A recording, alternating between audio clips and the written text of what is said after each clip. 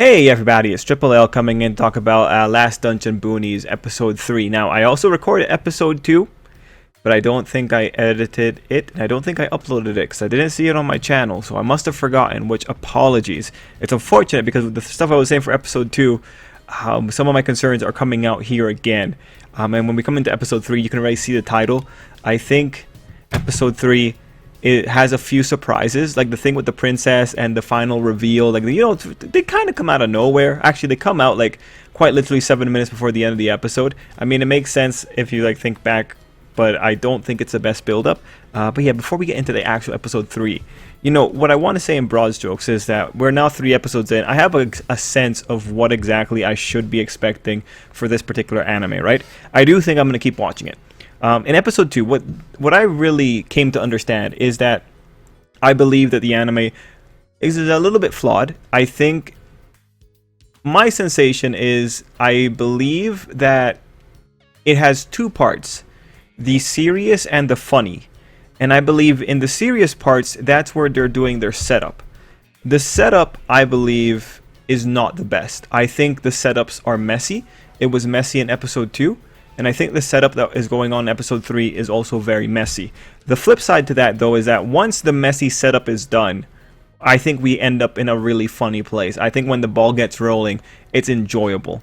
And when I'm coming into episode 3, at the beginning of it, and this was the same for episode 2, I found a lot of things that I did not like. But as we get to the tail end, I'm like, you know what? This was actually a little bit surprising. This was actually a little bit enjoyable.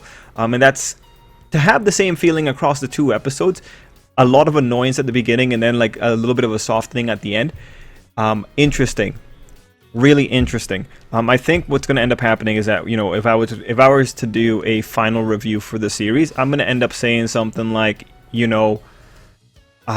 it's pretty bad when it's setting up the serious stuff, but once it's having fun, it's a fun show kind of thing, and that's where the comedy aspects come in.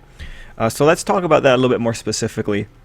When it comes to episode 2, my big issue there is the premise of episode 2 was, we got to get the kid into the military academy. If we find the princess, they're going to let him into the military academy because of an exception. And I'm just thinking, do you really need to do it in such a roundabout way? Like, obviously you can see why they're doing it like that because the princess plot is important.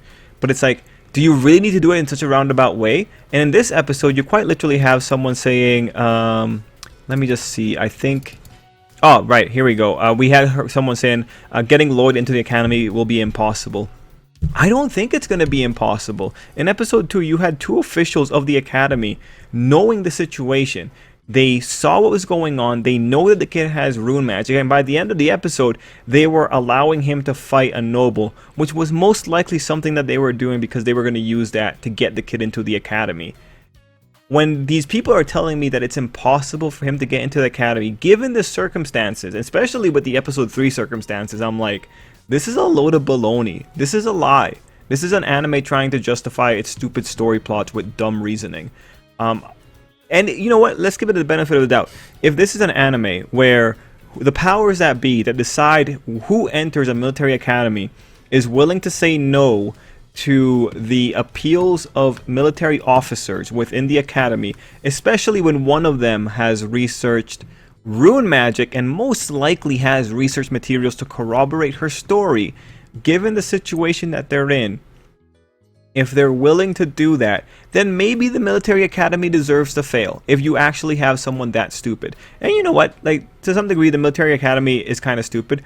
In what kind of test do you end up in a situation where a kid can answer questions with runes? The only way that that makes sense is that the kid, or like they had asked the kid, what are your magics? Like, list all your different kind of magics. Because then when they talk about it, like that seems to be what the written portion of the exam was. List out your magics. It's really stupid. And now that was episode 2. Once episode 2 got going, it was enjoyable. But we go into episode 3. And episode 3 continues the same kind of stupidities to justify the stupidity of the plot. Because again, the style here is that we need to get to a particular spot, so let's make the most stupid plot possible to justify getting to that spot in the most quick and efficient way possible, I guess would be the way to go about it. And my prime example is the little thing that happens at the beginning of the episode where the captain of the guard finds the witch who turns out to be the princess, Maria, and her name is Marie. And I'm thinking, this guy is saying, like, ever since she went missing, he hasn't felt alive, and he's saying all the good things, like, in secret, I look for you. And I'm like, did you? She's hiding in the same town. Doesn't even look like she like put in that much effort to hide. And then you have the girls in their plot saying, we've come to visit Marie the Witch, a famous peddler of information. Do you understand the degrees of insanity that are going on in here? And, you know, here's the thing. It's a comedy. But the serious parts are not meant to be comedy. You can tell. They dim down the music, they calm it down, they make it a little bit more somber. They want you to think it's serious. But can you imagine the insanity that you have a captain of the guard saying that he has been looking for this person. He's felt dead. But somehow it never occurred to him to visit the famous peddler of information that just seems to be a household name and has been in the town for 2 years. In what world does that make sense? Especially when you're in a medieval setting where most likely peddlers of information aren't that... It's probably not a saturated market. There's probably only 1 or 2 peddlers of information. And she's famous. Randoms know her. And it's like, alright. Like, how stupid can you be? And that's, again, that is the big problem here. The problems are when they're justifying where the characters are in any given position. And I think another big problem is that they're trying to make the plot happen when the kid shows up to town. Anyway, the kindest interpretation that you can have here is that everyone is just really stupid. You know, the captain of the guard, I don't know what kind of guy that's died on the inside, not thinking about going to an information bureau. I don't know how to justify that. And then when you have everyone saying it's impossible to get the kid into the academy without, well, finding a princess, I can only assume incredible incompetence from whoever the administration is. But that's fine. Anime really runs on incompetence. A lot of times anime needs to have incompetent characters to be able to justify a plot. You know what? Not going to get upset about it. That's just a trope of the show, or a trope of the genre in general. But it is very aggressively jarring to see this occurring in real time. One last note about stupidity. And I think this was addressed in episode 2, but let me just like air it out because I think the mental gymnastics at play here are insane. In the episode, Mary has a little moment where she talks about Kunlun forbids its villagers from getting involved in human conflicts. We know that. They introduced that in episode 2. If he did get involved, he'd be forced to go back home and his dreams would be dashed. And all I'm thinking is, the kid wants to be a soldier. A soldier is someone that fights for the sake of humans. But he is forbidden from being in human conflict. Because otherwise he has to go home. If I was the 2 girls hearing this situation, right? How the heck are those 2 girls internalizing that? They quite literally just heard his dreams are going to be dashed if he gets involved in human conflict. But the kid wants to be a soldier. How are those 2 girls reconciling those 2 very opposite ideas? It's like the moment he becomes a soldier, he's going to be kicked out. He's going to be sent back to his little village. It's different if, you know, it was Marie talking to Loli grandmother. But holy crap moly, man, are you serious? Like, are they not batting an eye at that? No, the kid's screwed over. He can't do anything. He's there to be a tourist. Which is just... Again, you know what? The kindest interpretation, characters are stupid. Alright, I've been going very negative. I got one more thing. The lowly grandmother. That joke with the banana, very aggressive. I know she looks like a child, but still, the idea that she's going after such a naive boy and going for his banana, alright. Kinda gross. I legitimately hope funny things happen to her. I think I like Marie a lot more, actually. She's a lot more endearing with her mannerisms. Moving on to the main character, the boy, who I have not bothered to learn the name of. I think he's very stupid. But here's the problem. That's the comedic angle for the show. So when you cross into the comedy, you gotta be a little bit nicer with the critiques because it's the comedy. But I think for me personally, I can't get behind a character that's so stupid and naive. You know what? Yeah, actually, stupid. Like, how can, even with, oh, God, this is just, yes, he has no common sense. And yes, he doesn't think that maybe giant grasshoppers in a town is weird because of common sense, but a person who is not aware of themselves and their position in things, and then the way that they are blinded by idealism and fanciful ideas, I just can't get behind the character seriously. It's not my kind of character. I hate this kind. Well, not hate, but I strongly disavow this kind of character.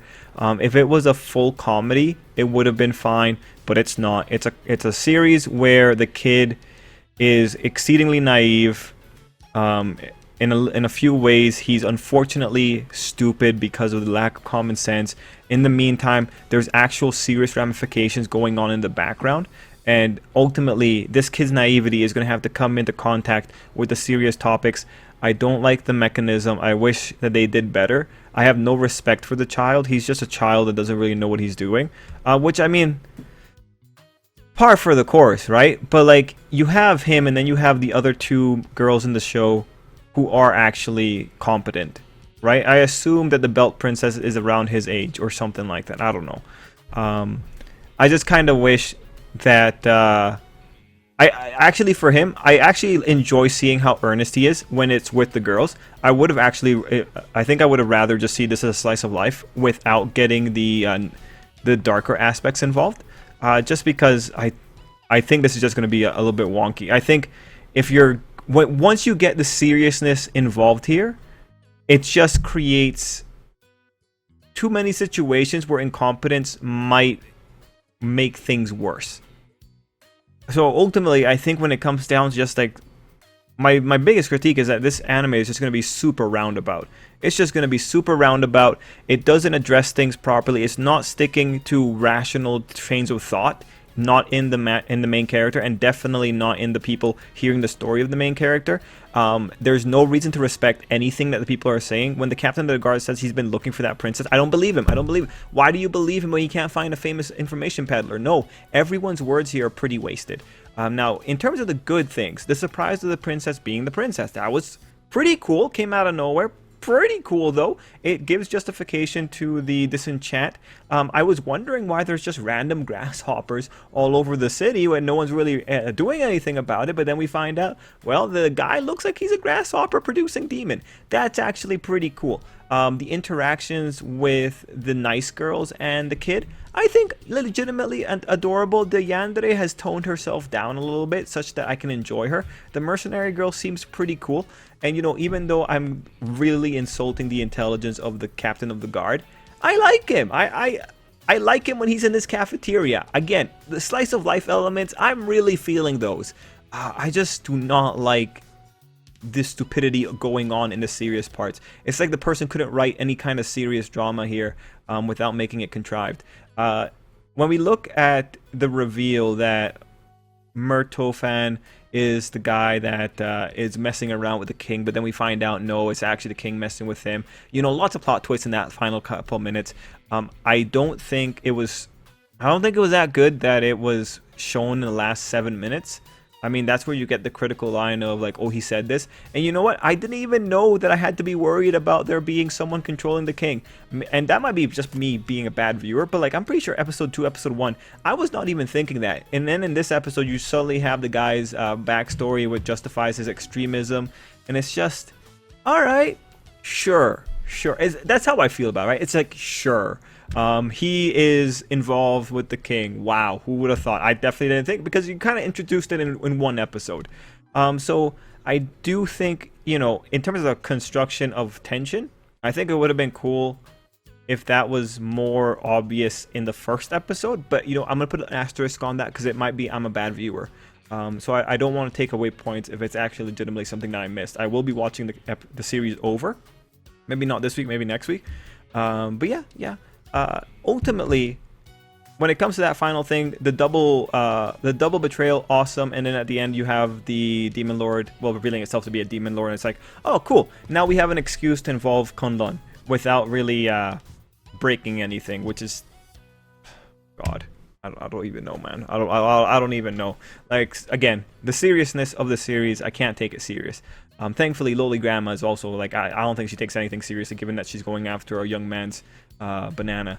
Anyway, I still enjoy the series. I like talking about it. I think it's quite a mess with the way these two halves come together, the comedy and the seriousness. Honestly, I think comedy, I think if it had gone straight for a deconstruction instead of doing the serious parts, the moment you have people actually worried about the situation in their country like that, you know, I think really if they just embrace the audacity 100% of the time, might have like come off a little bit better for me myself.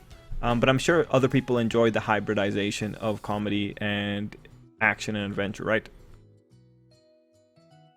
But I'm gonna keep watching it. I'm enjoying it. Actually, what exactly am I enjoying? Because the episode didn't actually feature the kid all that much. Oh, you know what? It's the way that the girls talk to each other and the way they react about the boy. Actually, that's what I've ended up enjoying the most. Wow, really funny that that's where we are. The kid is just a prop or an excuse for me to see the girls react to him. That's pretty much what it is right now. He feels bad, he feels sad, like, okay, you're not the best at understanding situations, but you're a child. Like, the anime wants me to believe that this kid is like essentially brain dead, and I was like, okay, sure, I'm going to, I will not expect this kid to be a critical thinker. I will not expect him to read books about the land. I will not expect him to people watch.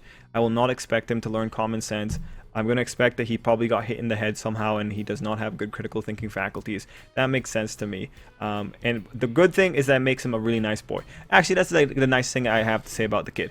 He's a really nice kid. And again, that makes the interaction with the girls adorable. I feel kind of guilty that I'm being so mean.